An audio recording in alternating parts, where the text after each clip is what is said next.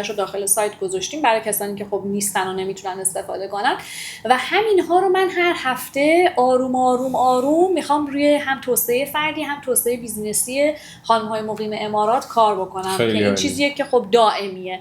NLP هم که خب جداگانه هر ماه ما 4 روز در ماه رو برگزار میکنیم و هم خانم‌ها و هم آقایون میتونن شرکت خیلی بکنن. خوب. این داستان حالا توسعه فردیشون چه در زمینه شخصی چه در زمینه کاری، اونم برای خانم‌های مقیم امارات که خیلی هاشون ممکنه از خانواده هاشون از عزیزانشون به واسطه کار و موارد دیگر دور باشن، خب کمک میکنه که بتونن حس و حال بهتری داشته باشن. مرسی، متشکرم، دم شما گرم بابت همه این توضیحات. میخوام به این برسم که یه تجربه شخصی، اون چیزی که شخصاً برای خانم کاشانی از توسعه فردی و NLP کمک کرده که تغییری پیدا کنن، اون تجربه که تو زندگی خودتون خیلی اثرگذار بوده رو برامون بگید. یعنی از دل تجربه ها و داستانهای خودتون اون موردی که توسعه فردی، آموزشه و NLP کمک کرده یک یاسمین کاشانی متفاوتی بشید چی بوده؟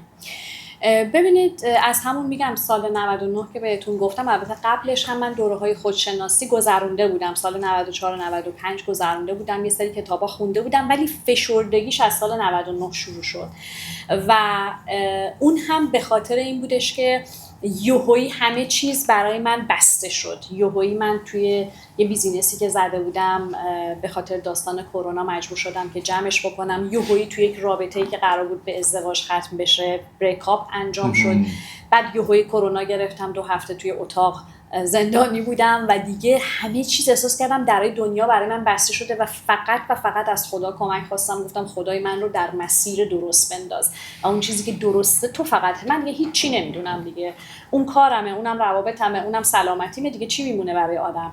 و دیگه واقعا دیگه اصلا داون بودم از لحاظ افسردگی و 2-3 روز نکشید که دقیقاً اون استاد سر پای من قرار گرفت، جلوی پای من قرار گرفت و من هم فرصت رو غنیمت شمردم. آقای ریاحی، اساتید هستند، کلاس ها هست، کتاب ها هست، پادکست ها هست، ولی خیلی ها نمیرن، همونم نمیرن. من الان 3 تا پادکست رایگان دارم، یکیش باشگاه رشد توی تلگرام که عزیزان سرچ بکنن میتونن ببینن. 3 سال دارم کتاب های توسعه فردی رو به صورت رایگان میخونم. خب شما تو ماشین نشستی، تو پیاده روی هستی، باشگاه هستی، آشپزی میکنی، میتونی کتاب گوش بدی. یه پادکست متولد تهران دارم که 2 سال دارم زندگیمو توش تعریف میکنم، چون زندگی سختی داشتم و اون میتونه الهام بخش باشه برای مخصوصا خانم ها. یک پادکست دیگه دارم، رکورد هایی که شکست، اینا همه در تلگرام سرچ بکنن به این اسم ها میاد و اونجا دارم زندگی زنان تاب و شکن تاریخ رو تعریف میکنم که خیلی میتونه الهام بخش باشه برای خانم ها. پیج اینستاگرام هست، یه کتاب ها به چه قیمت های ارزونی در ایران داره فروخته میشه، ترجمه شده، یه نفر زحمت کشته نوشته، یه نفر ترجمه کرده، یه نفر چاپ کرده، گذاشتن مثلا قیمت 100,000 تومان. ما اونو نمیخریم و نمیخونیم و بعد فقط شاکی هستیم که چرا نشد، چرا فلانی رشد کرد من نکردم. پس ببینید کلاس ها هست، کلاس آنلاین هست، یوتیوب رایگان هست، شما برید تو یوتیوب یه عالمه آموزش همه چیز هست. من خواستم و استاد که اومد رفتم و پول دادم و ثبت نام کردم و کلاس گرفتم و از اون به بعد 90% درآمدم که اون موقع معلم زبان بودم فقط برای کلاس و سمینار میرفت. یعنی همچنان هم همینطوره، یعنی هر آموزش جدیدی که بدونم به دردم میخوره تو شرکت میکنم.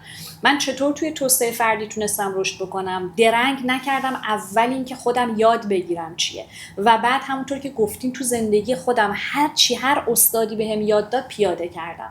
مهمترین چیزی که یاد گرفتم این بودش که الان دیگه من اون یاسمین سال 99 نیستم که با 4 تا اتفاق بشکنه.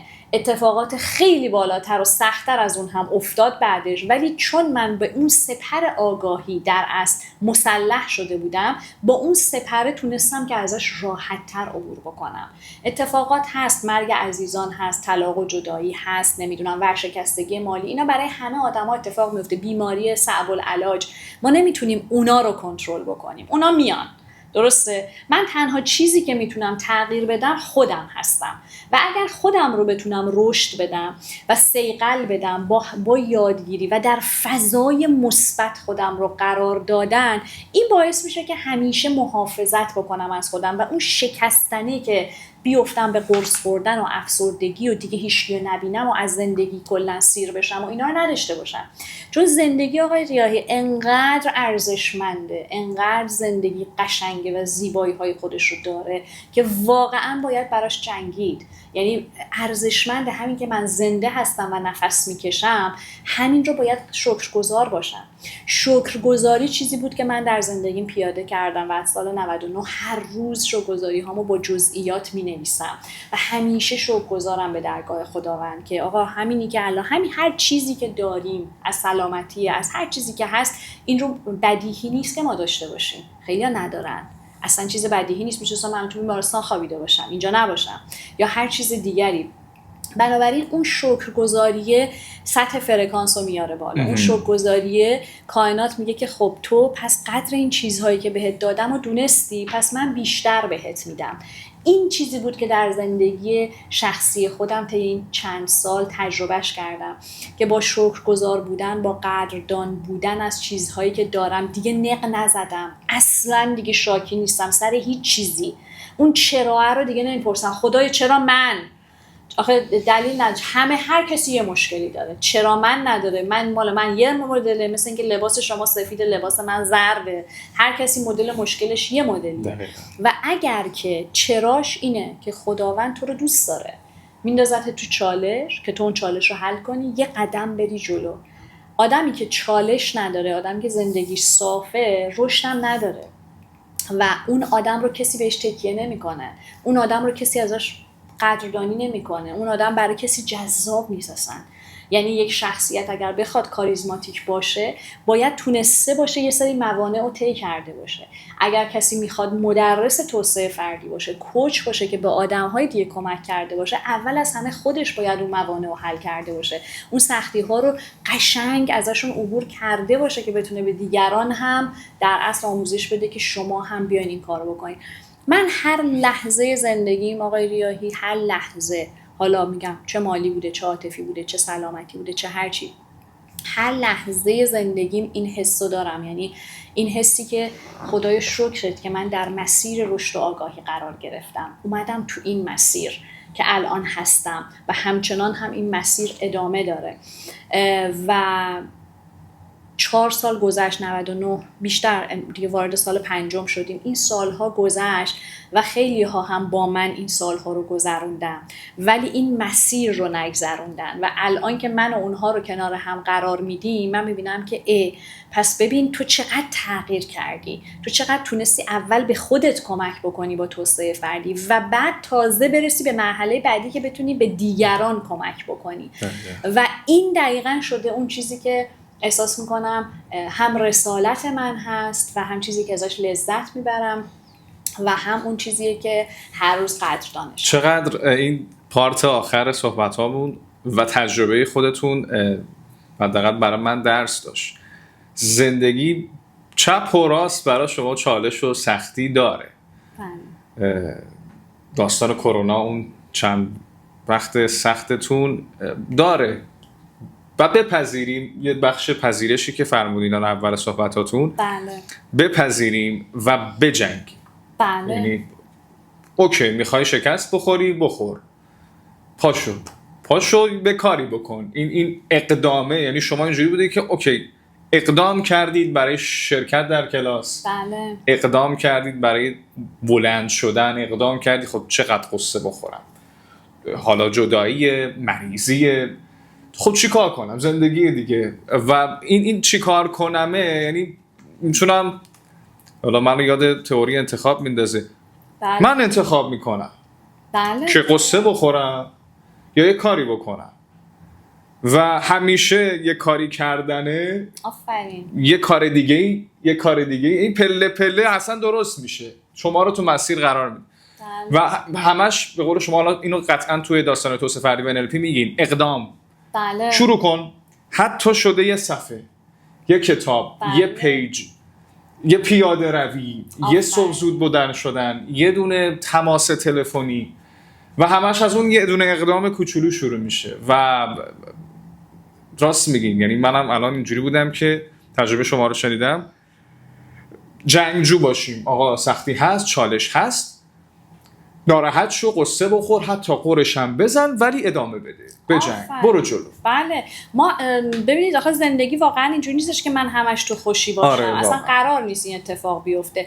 ما میریم بالا و هرچی هم بیشتر میری بالا سخت‌تر میخوری زمین، ولی من اینجا نمونم، دوباره دست خودم رو بگیرم بیام بالا. خانم ملرابیز یه جمله‌ای داره که من خیلی ایشونو دوست دارم، یه دوره‌ای هم برگزار کردم از آموزه‌های ایشون، هم آقای جیمران هم خانم ملرابیز که خب از اساتید توسعه فردی هستن، و یه ویدیو داره میگه no one's coming. آقا no one's coming، هیچ کس نمیاد. شما فقط و فقط خودتی که به خودت میتونی کمک بکنی.